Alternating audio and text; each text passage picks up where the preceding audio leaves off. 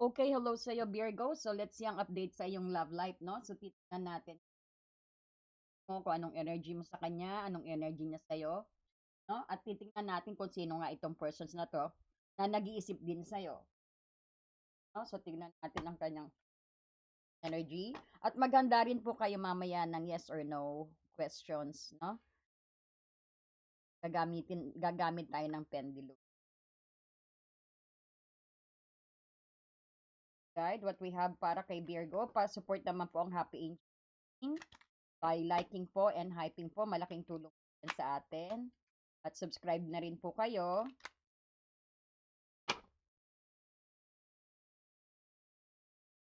Okay, para kay Virgo, that's what our spirit guide wanted to tell you. Mako, ano ba to? Separations, Virgo. What's this? Sadness, bitterness. Yan nga natin. May new beginning. Separations and new abundance. Pero this person has a positive mindset ang nag sa'yo. And person has been very sad. Maybe missing you here, oh. Tip ka niya. Wants a new beginning sa'yo ang person.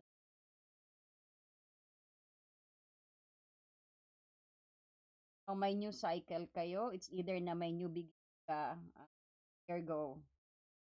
There's a competitions, no? Parang sabihin natin may third party energy na naging dahilan siguro ng separation.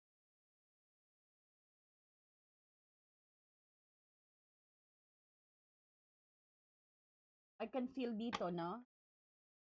Person is very sad, no? And missing you. Talagang namimiss ka niya. Kanya lagi. Kanya magkaroon ng new beginning. Someone wants to pursue you again. This person, siguro nag-focus muna sa ano to sa abundance niya o pagiging stable niya. O kaya siguro napabayaan ang and this person's also is hoping for a new phase chapter and he's willing to release kanyang parang okay siya na i-release lahat ng inyong mga nakaraan. Kung ang dahilan din is may third party tayo nakita rito, may other woman, it's either na may other men. Babae ka o lalaki na Virgo, energy.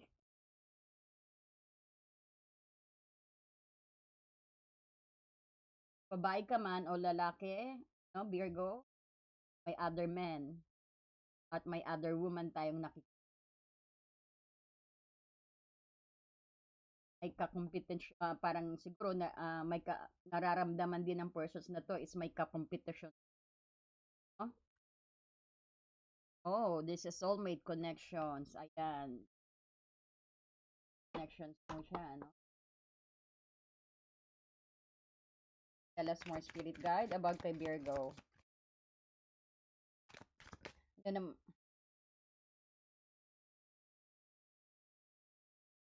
persons is wishing to come back to you. Oh, he will gonna offer you love again. Oh, wow. Or there's something new na parating sa'yo kasi you have a new beginning. Siguro sa mga single, no? Parang wish fulfilled mo. O kung may karelasyon ka, aring may tampuhan. Pero alam mo ang persons na to, sabi natin mag-shota pa lang kayo, nagliligawan. This persons wanted to offer you love sa mga bago, sa mga sabihin natin sa mga single.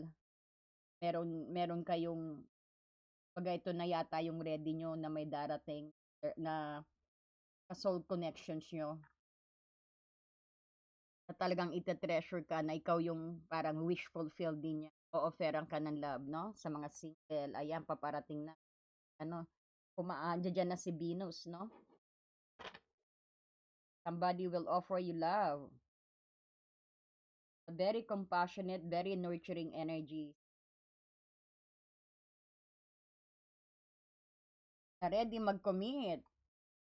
Maaring taga, ano, no? Maaring taga ibang bansa.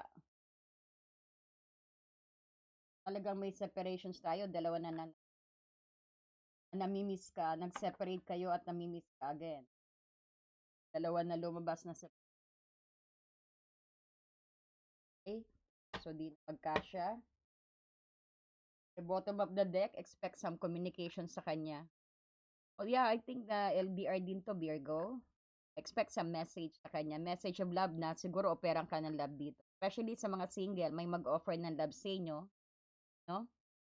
Ito na yung wish ninyo siguro na paparating, no? Somebody, no? Lahat. Ayan, nako. May attractions ka rin dito. This person, itong bagong persons, nakikita niya you're very attractive, or very fiery, very hot. Very, wow naman. All. Let's see kung anong feeling niya sa'yo, intentions at behavior niya sa'yo, no? Okay, this is para kay Virgo. Ano pong feelings ng persons kay Virgo? Yung feelings ng persons na to. Medyo ano, lakasan nyo lang po yung volume nyo, no? Kasi yung ano, magkasama ang webcam ko at saka yung mic. Sana ilakas nyo na lang po ang volume pag pag na ano, hindi nyo gaanong marinig. Okay, so titingnan natin ang feelings ng persons na to sa'yo, nak, no? Anong feelings ng persons na to? Kuha tayong 5 sa bawat questions. Feelings ng persons ni Virgo sa kanya. Wow, ang ganda naman ng buena mano mo. May 2 of cups na. Of cups. Wow, nostalgic energy. Knight of swords. Ayan na siya. Nako. Kaurada to. Medyo mabilisan to, no? Gusto kanyang kausapin. 7 of Wands. Medyo may ginagardan siya, no? Para ayaw masaktan. Medyo defensive ang dating, no? Itong Knight of Cups offering his love towards you. Ang kanyang intentions, ay tingnan, intentions po niya kay Virgo. Wow, 10 of Pentacles. Tension, 9 of Swords. O, di makatulog. 5 of Wands, competitive energy. 5 of Cups. Nako, thinking of this, parang ano to parang nakapokus siya sa nawala. Pa rin niya yung toxic na nakaraan, no? Pag isa-isang card ang meaning. Pero iba na yung ibig sabihin pag sa intention na.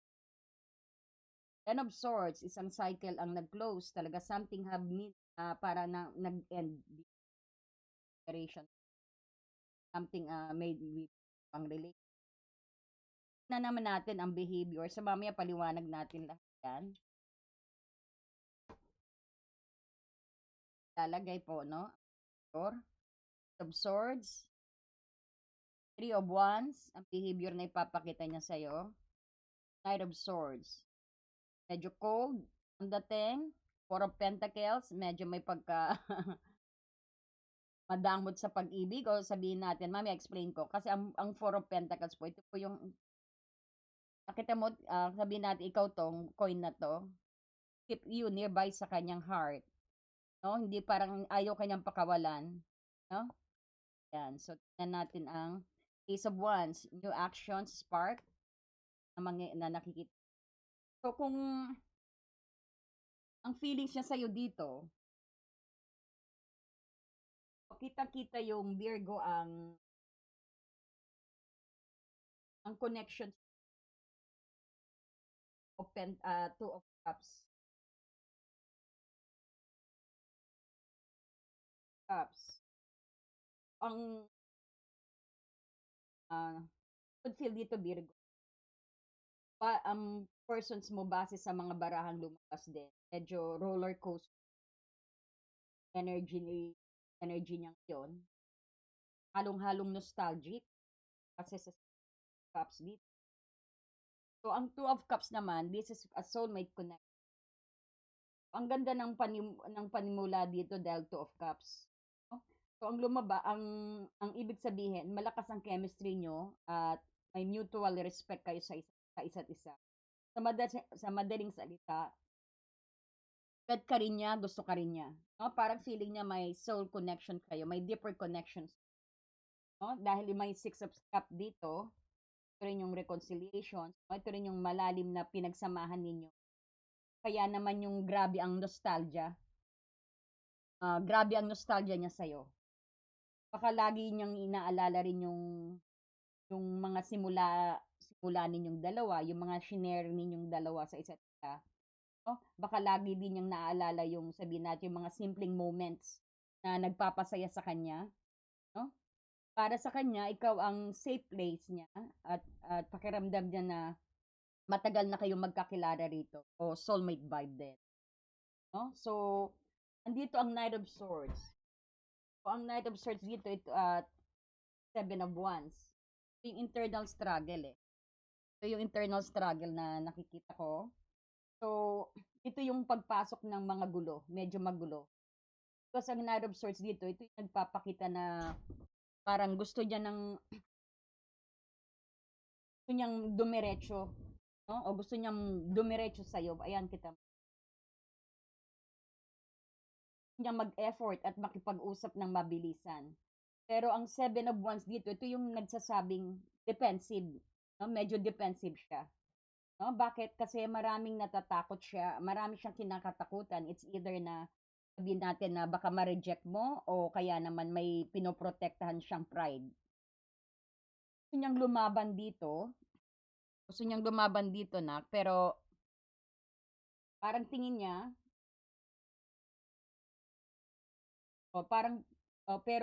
parang feeling niya rito na kailangan niya maging ano no, maging maingat kasi baka may competition, baka may judge siya dito, no? O mai-judge mo siya ng hindi maganda. O dito ang Knight of Cups, ito yung nakikita natin, no? Ito yung final intent niya sa huli. Lumabas ang Knight of Cups. Ito yung pinaka-romantic na knight sa tarot.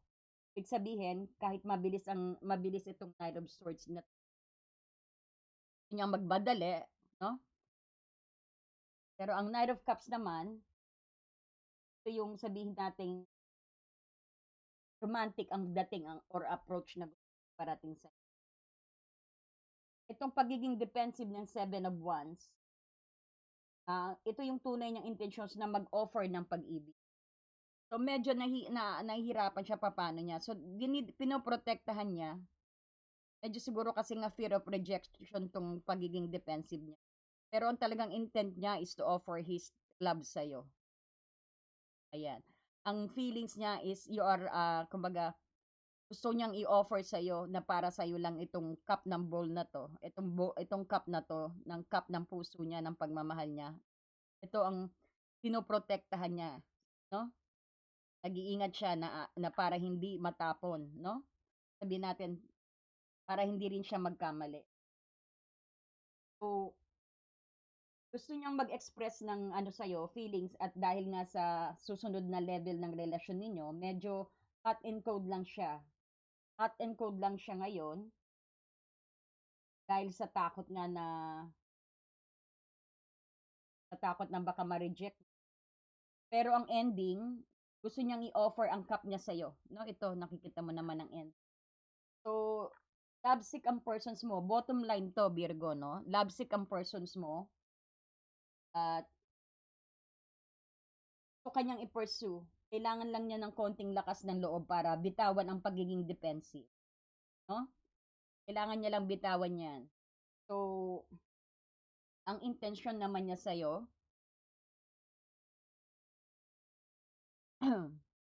andito ang 10 of Pentacles, napakaganda, at 9 of Swords, 5 of Wands, 5 of Cups, at 10 of Swords. No? So, Virgo, medyo mabigat ang energy ng mga card na lumabas para sa intentions niya. No? Kung sa feeling kanina ay may pag-asa pa dito, sa intention mukhang dumadaan siya sa matinding internal conflict. No? Dahil ang 10 of Pentacles at ang 9 of Swords dito, ito yung pressure ng future. Ito yung tungkol sa long-term commitment or family or sabihin natin stability. So, ang intention niya sana ay seryoso. Gusto niyang maging bahagi ka ng buhay niya sa matagal na panahon. Pero katabi ng 9 of Swords, so sobra siyang nag-overthink. Gabi-gabi siyang hindi makatulog dahil sa takot o guilt. So feeling niya baka hindi na niya maibigay ang stability na deserve mo. O kaya naman ang takot niyang mawala ang lahat ng pinaghirapan niya sa'yo. So itong Five of Wands, this is a competitive energy. Dito pumapasok ang tensyon. So ang Five of Wands, ito yung nagpapakita ng kompetisyon o kaya maraming clashes o away. So ang intensyon niya yung i-resolve sana ito, no? Pero nadadala ng Five of Cups, itong Five of Cups, no? Ito yung nakatutok siya sa pagkakamali ng nakaraan sa mga bagay na nawala na. So, ang vibe dito sa halip na ayusin ang gulo, parang mas gusto niyang magbukmok muna dahil sa lungkot o panghihinayang, no? Nanghihinayang at sabihin natin nanghihina kaagad. So, ang ending, bakit itong Ten of Swords? Ito yung surrender. Ito yung rock to bottom energy. Ito yung pinakamabigat na card sa spread ng, no? Itong Ten of Swords. Ito yung parang intention na tapusin na ang cycle ng sakit. Maaring ang tension niya yung sabihin natin closure o gusto na niyang itigil ang paghihirap, yung paulit-ulit na sakit, sabihin natin. Ito yung surrender din. Pwede rin, aside sa closure, pwede rin yung surrender. Pagod na siya lumaban, no? At mag-isip. Kaya baka ang intention niya yung isuko muna ang sitwasyon para makahinga. Baka isuko ka muna o i-close muna ang door. So, gusto kanyang makasama sa future dahil may Ten of Pentacles ka rito. May Ten of Pentacles ka. Gusto kanyang makasama sa future dito. Pero sa ngayon, punong-puno siya ng takot at pagod no? Because ang intention niya yung hindi para manakit, kundi para itigil ang cycle ng negativity. Ito yung nararamdaman niya no? Parang gusto muna niyang mag-heal kasi nga very exhausted siya at saka broken. Dito no? Ito yung energy niya. So, advice dito is masyadong, you have your own free will, pero gusto ko ka munang bigyan ng advice dito based sa tarot, no? Um, pero may free will ka, no? Masyadong heavy ang mental state ng persons mo ngayon. Kung balak mo kausapin siya o baka sabihin natin, balak mo siyang kausapin, baka hindi ito yung tamang oras para sa heavy talk. Kasi nga nasa Ten of Swords siya Tapos may Nine of Swords pa. Rock to bottom. Rock to bottom pang utak niya. Or sabihin natin, space muna ang kailangan niya para makapag-isip ng malinaw. Yan, sabihin natin baka bago, separation, separation.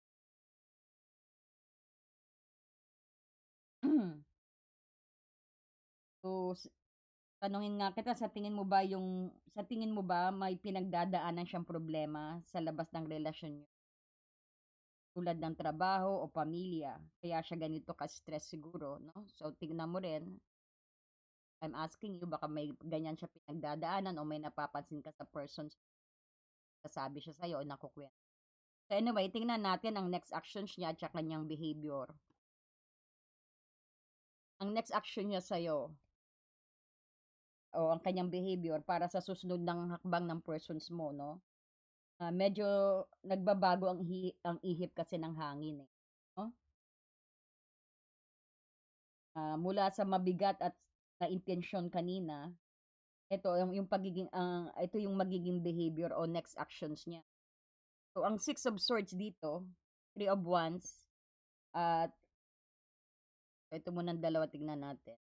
Makikita mo dito, waiting for the right timing at ito moving in a calmer water, no? So ang unang gagawin niya yung para mag-move on mula sa gulo. And ang Six of Swords dito, ito yung nagpapahiwatig na iiwanan niya yung stressful water. Ayan, iiwanan niya, no? Papapunta siya sa very calm na water dito. At lilipat siya sa mas kalmadong sitwasyon. Kasunod dito ang Three of Wands. Na ang ibig sabihin ay looking ahead, no? So, nagpaplano rin siya sa future, hindi lang para sa ngayon. So, ang next action niya, maghihintay siya ng tamang timing. Hindi siya padalos-dalos kasi pinaplano niya ang susunod na move habang pinapakalma niya ang sarili niya. No? And then we have the King of Swords ito at Four of Pentacles. Ang kanyang next action at behavior sa'yo, papakita, kanyang next move, no? Dito medyo cold, detached ang behavior niya dahil King of Swords ang lumabas. So, sabihin natin, gagamit siya ng logic o magiging prangka siya at posibleng limitahan muna ang pagpapakita ng emosyon niya sa'yo, no? So, sa Four of Pentacles, makikita mo rito, magiging madamot siya sa impormasyon din o sa oras na, o sabihin natin, o sa oras niya.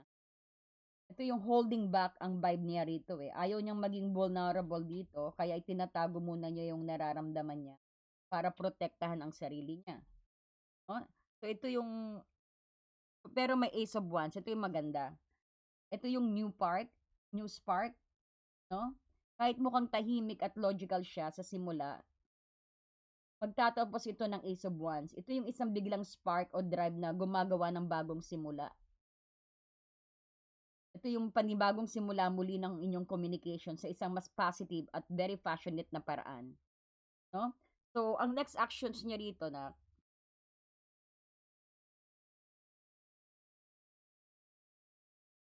ah,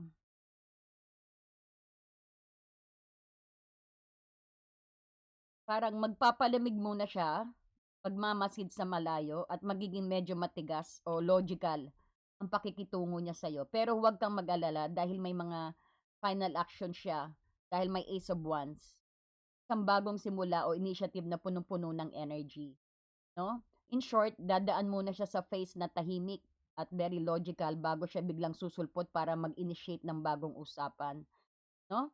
So ayan, handa ka na ba sa logical side? Ilagay niyo lang po sa comment ang sagot ninyo, no? Kung handa ka na sa logical side niya o mas gusto mo munang ikaw ang unang mag-reach out para mabasag ang pagiging Four of Pentacles niya, no?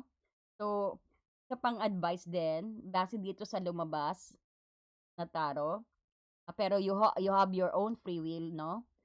Ikaw pa rin ang magpa-finalize dahil nakita natin ang Six of Swords at saka King of Swords dito, no? Kumbaga, sa next actions niya, pinakamagandang gawin mo ngayon ay bigyan siya ng spasyo or space. Hayaan mo silang lumipat mula sa gulo patungo sa peace, no? Dahil sa Six of Swords. So, no?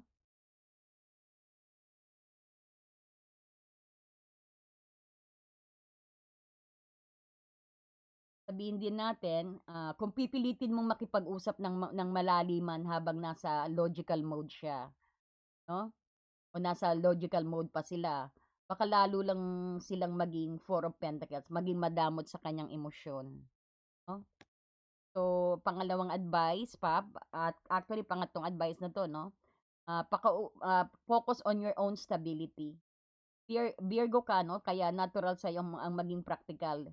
Gamitan mong energy na yan at huwag mong hayaang kainin ka ng Nine of Swords na overthinking dito, no?